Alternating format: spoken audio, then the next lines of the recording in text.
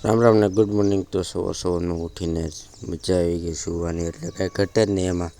એટલે હવે ઘડીક હવે ઉઠવાનું તાણું થઈ ગયું છે ને હું જાગી ગયો છું ને બહાર આવી ગયો તરત।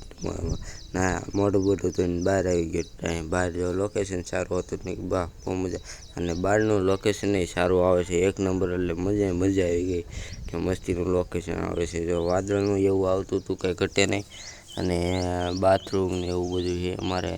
અને આ વાદળ થઈ ગયા હતા કાલે, વાદળ હતા એટલે એ બ્લોક બનાવવાનો આજ બનાવવો પડ્યો।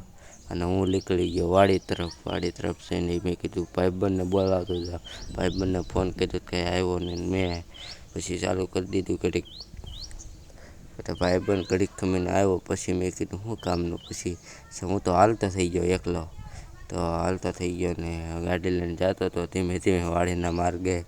વાડી આખી દૂર છે એટલે બહુ ગાડી આખી એટલે કઠણ થઈ જાય, એટલે જવું તો પડે જ બધાને। એટલે હવે મિની બ્લોક રોજ હું મૂકી શકીશ, બ્લોક એટલે મિની બ્લોકને આપણે બ્લોક મૂકી શકું છું। આજ તો છોકરા બધા રમવા મળે છે, અને હું આજ બ્લોક છોકરાનો ઉતારવાનો છે, એટલે રમવા મળે તો ચારે પત્તા તોડે છે બધા, એટલે બધા મજા આવી જાય એવું છે। અને થોડા તોડ કરે છે ને આવી ગયો નિષેધ, જો મારા કાકાનો છોકરો આવી ગયો મારી પાસે। મેં કીધું આ ક્યાં બાત હે, અટાણે આજ આવવું પડ્યું, કોઈ દી તો આવતો નથી। મેં કીધું રામ રામ।